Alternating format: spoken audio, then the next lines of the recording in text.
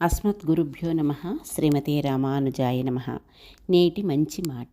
ఈరోజు రథసప్తమి అంటే సూర్యభగవానుని పూజించే పండుగ.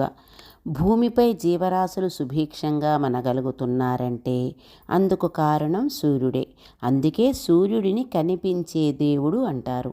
సప్తమి నాడు సూర్యుని ఆరాధించడం వలన భక్తులు ఆరోగ్యం, ధైర్యం మరియు విజయానికి అనుగ్రహం పొందుతారు.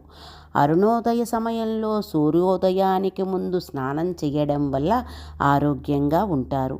ఈ స్నానం వల్ల అన్ని రకాల అనారోగ్యాలు మరియు వ్యాధుల నుండి విముక్తి పొందుతారు.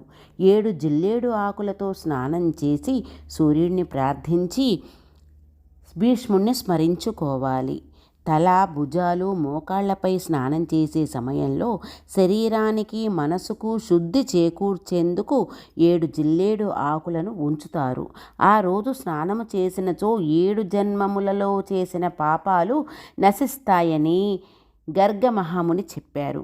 స్నానము, జపము, ఆర్ఘ్య ప్రధాన, తర్పణ, దానాదులు అనేక కోట్ల రెట్ల పుణ్యఫలములు, ఆయురారోగ్య సంపదలను ఇస్తుంది. సూర్యుని గమనం 7 గుర్రములు పూంచిన బంగారు రథం. సూర్యరథం దక్షిణాయనంలో దక్షిణ దిశగా పయనిస్తుంది. సూర్యుడు మకర రాశి ప్రవేశం మాఘ సప్తమి నుంచి రానున్న ఉత్తరాయణంతో ప్రారంభం అవుతుంది. 6 మాసాలు ఉత్తరాయణ పుణ్యకాలంగా పరిగణిస్తారు. మాఘశుద్ధ సప్తమి సూర్యగ్రహణంతో సమానము. మాఘమాసంలో ఆర్క నామంతో సంచరిస్తాడు సూర్యుడు. మాఘ అంటే పాపము లేనిది, పుణ్యాన్ని ప్రసాదించేది. కాబట్టి ఈ మాసాన్ని మాఘమాసం అంటారు. రథసప్తమి అనే పేరు రథం యొక్క 7వ రోజు అని అర్థము. సూర్యదేవుడు తన రథాన్ని 7 గుర్రాలు లాగి ఆకాశం మీదుగా నడుపుతున్నారని సూచిస్తుంది. ఈ 7 గుర్రాలు వారంలోని 7 రోజులు మరియు కాంతి యొక్క 7 రంగులను సూచిస్తాయి. అంటే ఇంద్రధనస్సును. రథానికి 12 చక్రాలు ఉన్నాయని, ఇది సంవత్సరంలోని 12 నెలలను సూచిస్తుంది. సూర్యుడు ఒక్కొక్క మాసంలో ఒక్కొక్క రాశిలో సంచరిస్తాడు. రథసప్తమి నాడు బంగారంతో కానీ, వెండితో కానీ, రాగితో కానీ రథమును చేయించి పసుపు, కుంకుమ, ఎర్రని పుష్పములతో, దీపములతో అలంకరించి ఎర్రని రంగుగల సూర్యుని ప్రతిమ నుంచి పూజించి గురువునకు ఆ రథమును దానమియ్యవలెను. ఆ రోజున ఉపవాసం ఉండవలెను. ఆ రోజున ఆవు పిడకలతో దాళ్ళు వేసి తీపి పదార్థము అంటే ఆవు పాలతో పరమాన్నము తయారు చేసి 7 చిక్కుడాకుల్లో వడపప్పు, పరమాన్నం, చలిమిడి, బూరెలు సూర్యభగవానుకి నైవేద్యం పెట్టవలెను. చిక్కుడు కాయలతో రథాన్ని తయారు చేస్తారు. సూర్యుడి రథానికి 7 గుర్రాలు ఉంటాయి. 7 గుర్రాలకు 7 వారాలకు సంకేతాలు.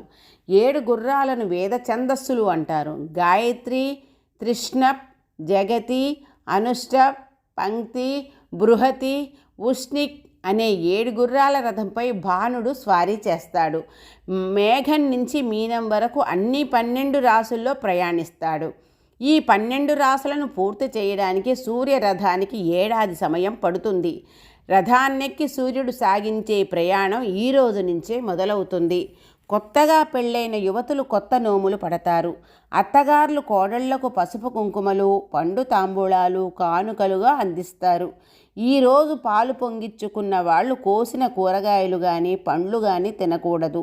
ఒంటిపూట భోజనం చేస్తే మంచిది. ఉపవాసం చెయ్యలేని వాళ్ళు.